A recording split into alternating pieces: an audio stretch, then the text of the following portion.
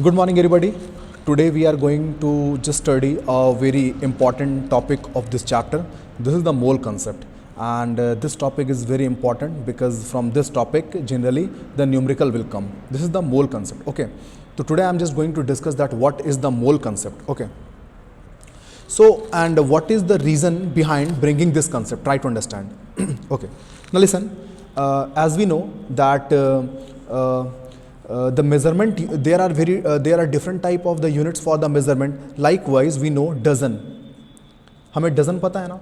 तो if we are going to take 1 dozen, तो 1 dozen contain 12 pieces. अगर आप किसी भी चीज़ का अगर आप 1 डजन लेके आओगे तो डेफिनेटली उसमें कितना होगा 12 पीसेस. अगर मैं आपको बोलूँगा 1 डजन आप एग लेके आओ तो 12 पीसेस ऑफ एग होंगे. अगर मैं 1 डजन ऑफ वाटरमेलन बोलूँगा तो वो भी 12 पीसेस होंगे.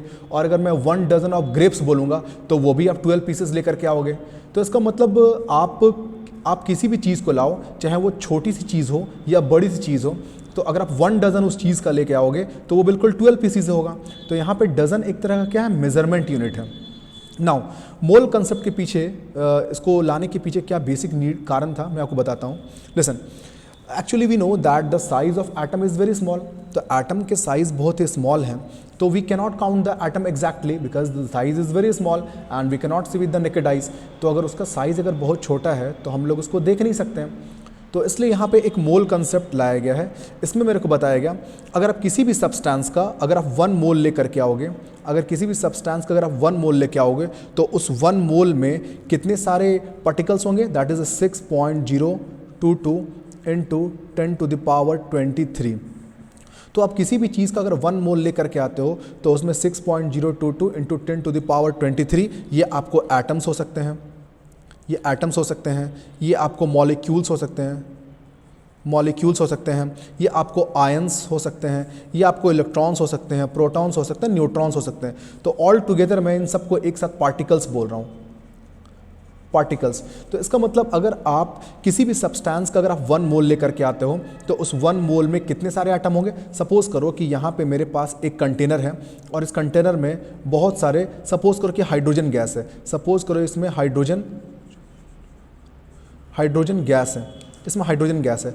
तो मैं बात करूंगा कि अगर ये हाइड्रोजन गैस अगर आप यहाँ पे अगर 1 मोल लेकर के आए हो, 1 मोल हाइड्रोजन गैस लेके आए हो, तो मैं पूछूंगा इसमें कितने सारे हाइड्रोजन के एटम्स है. अगर मैं यहाँ पे नंबर ऑफ एटम्स पूछता हूँ, नंबर ऑफ एटम्स, तो आप कितना बताओगे मेरे को, 6.022 इंटू 10 टू द पावर 23. अगर मैं नंबर ऑफ इसमें मॉलिक्यूल्स पूछूंगा कि इसमें कितने सारे मॉलिक्यूल्स हाइड्रोजन के, तो बिल्कुल आपको सेम बोलना पड़ेगा, 6.022 into 10 to the power 23.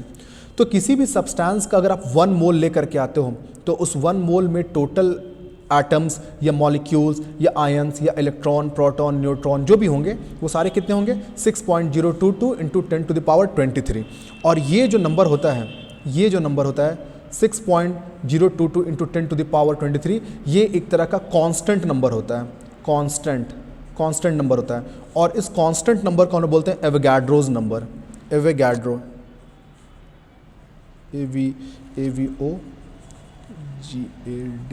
Avogadro's number, इसको हम बोलते हैं एवोगाड्रोज नंबर या एवोगाड्रोज कांस्टेंट भी बोलते हैं. ठीक है, एवोगाड्रोज नंबर या फिर एवोगाड्रोज कांस्टेंट. ओके, कुछ मैं और एग्जांपल देता हूँ, तब ये सारी चीज़ें आपको बहुत अच्छे से क्लियर होगी.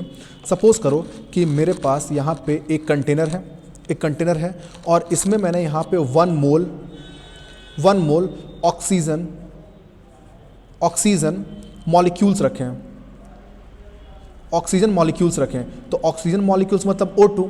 तो अगर मैंने इसमें 1 मोल ऑक्सीजन मॉलिक्यूल्स रखे हैं तो नंबर ऑफ मॉलिक्यूल्स निकालना है कि 1 मोल में कितने सारे ऑक्सीजन के मॉलिक्यूल्स होंगे. तो ये होंगे 6.022 into 10 to the power 23 molecules होंगे. और इसका अगर मैं यहाँ पे अगर वेट के बारे में बात करूँगा तो O2 है, तो ऑक्सीजन का मास होता है 16 इंटू 2, कितना आ जाएगा 32. तो इसका मतलब यहाँ पे जो आपने 1 मोल ऑक्सीजन का लेके आया है, अगर आप एक कंटेनर में 1 मोल ऑक्सीजन लेके आओगे, इसका मतलब आपने यहाँ पे 32 ग्राम रखा है ऑक्सीजन का, और इसमें कितने सारे मॉलिक्यूल्स होंगे, 6.022 into 10 to the power 23. Likewise किसी भी सब्सटेंस का, अगर सपोज करो कि मेरे पास यहाँ पे एक कंटेनर है, इस कंटेनर में अगर मैं यहाँ पे 1 मोल अगर वाटर का लेकर के आता हूँ, वाटर का, तो वाटर का फार्मूला क्या होता है, H2O. तो अगर आपने 1 मोल वाटर का लाया है तो वाटर का मॉलिक्यूलर मास कैसे निकाल सकते हो, 1 × 2 + 16, तो ये आ जाएगा टोटल आपको कितना 18। तो इसका मतलब अगर आप 1 मोल वाटर का लेकर के आओगे तो वो वेट कितना होगा 18U। और अगर मैं पूछूंगा 1 मोल वाटर में वाटर के कितने मॉलिक्यूल्स हैं, तो आप बिल्कुल बोलोगे 6.022 × 10⁻23 मॉलिक्यूल्स आप बोलोगे, मॉलिक्यूल्स। तो इसका मतलब किसी भी सब्सटेंस का अगर आप 1 मोल ले करके आते हो तो उस 1 मोल में वो सब्सटेंस का वेट कितना होगा, जितना उसका मॉलिक्यूलर मास होगा, बिल्कुल उतना ही। और उसमें कितने सारे एटम्स होंगे या कितने सारे मॉलिक्यूल्स होंगे, बिल्कुल 6.022 × 10⁻23। ठीक है, ये सारी चीज़ें हैं। तो किसी भी सब्सटेंस का 1 मोल लेके आओगे तो बिल्कुल आपको उसमें इतने सारे एटम या मॉलिक्यूल्स मिलेंगे। कुछ और हम लोग एग्जांपल ले सकते हैं, ठीक है। लेकिन उससे पहले एक इंपॉर्टेंट फार्मूला पहले डिस्कस कर लेते हैं। अगर कभी भी किसी का भी आपको नंबर ऑफ अगर मोल्स निकालना है, नंबर ऑफ मोल्स निकालना है, तो हमेशा क्या करना पड़ता है,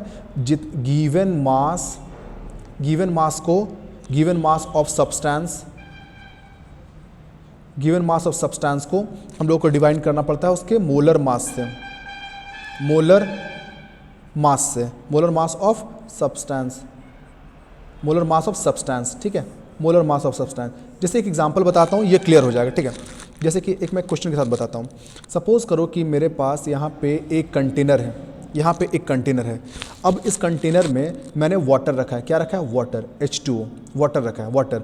और ये अगर मैं इसको वेट करता हूँ तो ये मेरे पास है 54 ग्राम, मतलब मैंने यहाँ पे वाटर को कितना मेजरमेंट किया है, 54 ग्राम वाटर। तो अगर मैं आपसे पूछूंगा कि इस 54 ग्राम में, इसमें मैं 2 क्वेश्चन पूछ सकता हूँ। नंबर 1, सबसे पहले इस 54 ग्राम में कितने सारे मोल्स होंगे, पहले आप मोल्स निकालो। दूसरा मैं बोलूँगा कि नंबर ऑफ वाटर मॉलिक्यूल्स, 2 चीज़ें हो सकती हैं, 2 क्वेश्चन। तो सबसे पहले अगर आपको मोल्स निकालना है तो मोल्स का क्या फॉर्मूला होता है, जब नंबर ऑफ मोल्स निकालना है तो given mass of substance by molar mass. इसका मतलब जब नंबर ऑफ आपको मोल्स निकालना है तो हम लोग क्या करेंगे, गिवन मास ऑफ सब्सटेंस को डिफाइन किसे करेंगे, उसके मोलर मास से। मोलर मास का मतलब यहाँ पे आप समझ जाओ उसका molecular mass, okay, molecular mass. तो गिवन मास कितना है, 54 है। अगर मैं यहाँ पे वाटर का मॉलिक्यूलर मास निकालता हूँ तो मैंने पहले निकाल कर रखा है 18, तो 18 रखोगे। अब 18 को जब कट करोगे तो 18 3 या 54 होता है, 54। इसका मतलब कि यहाँ पे कितने मोल्स हो गए, 3 मोल्स। तो इसका मतलब अगर किसी कंटेनर में अगर आप 54 ग्राम वाटर लेकर के आते हो तो उस 54 ग्राम में अगर मैं पूछूंगा कि इस 54 ग्राम में कितने सारे मोल्स हैं, तो मोल्स कैसे निकालें, जितना आप लेकर के आ रहे हो उसको डिवाइड करेंगे उस सब्सटेंस के मोलर मास से, तो मेरे को निकल जाएगा क्या, मोल्स। तो इसका मतलब मेरे पास इस कंटेनर में जो 54 ग्राम मैंने वाटर लेके आया था तो उसमें 3 मोल्स ऑफ वाटर हैं। और इसमें अगर नंबर ऑफ वाटर मॉलिक्यूल्स निकालना है तो 1 मोल में मेरे को पता है कि 1 मोल में कितना होता है। देखो किसी भी सब्सटेंस का आप 1 मोल लेके आओगे तो उस 1 मोल में 6.022 × 10⁻23 एटम्स, मॉलिक्यूल्स, आयंस जो भी है। तो इसका मतलब ये हुआ कि अगर आप 1 मोल है तो 1 मोल में 6.022 × 10⁻23 मॉलिक्यूल्स होगा। तो 3 मोल्स है, तो 3 मोल्स के लिए क्या करेंगे, यूनिटरी मेथड लगा दोगे। 3 मोल्स के लिए हम लोग 3 से मल्टीप्लाई करेंगे 6.022 × 10⁻23 को, तो मल्टीप्लाई करोगे तो 0.66 और 6 3 या 18, तो 18.066 × 10⁻23 मॉलिक्यूल्स। तो इसका मतलब 3 मोल्स में टोटल कितने सारे इसमें वाटर के मॉलिक्यूल्स होंगे, 18.066। तो इसका मतलब ये हुआ कि अगर आप 54 ग्राम वाटर लेके आते हो किसी कंटेनर में तो उस 54 ग्राम वाटर में वाटर के कितने सारे मोल्स होंगे, 3 मोल्स होंगे। और अगर मैं वाटर के नंबर ऑफ मॉलिक्यूल्स निकालना चाहता हूँ तो मैं क्या करूँगा, जब मेरे पास नंबर ऑफ मोल्स निकल चुका है तो 1 मोल में तो पता है कि 6.022 × 10⁻23 मॉलिक्यूल्स होता है, तो यूनिटरी मेथड से मल्टीप्लाई कर देना है, तो ये बिल्कुल भी आ गया 18.066 × 10⁻23 मॉलिक्यूल्स। तो ये आपका मोल कंसेप्ट है। मोल कंसेप्ट बहुत सिंपल है। मोल सिंपल क्या है, एक मेजरमेंट है, एक यूनिट है। जैसे डजन में हम लोग 12 पीसेस लेते हैं तो मोल से मेरे को कितना लेना है, 6.022 × 10⁻23। ओके, तो I hope the concept of the mole has been clear to you. If you wanted to ask any question, definitely you can ask me in the online classes. Thank you very much.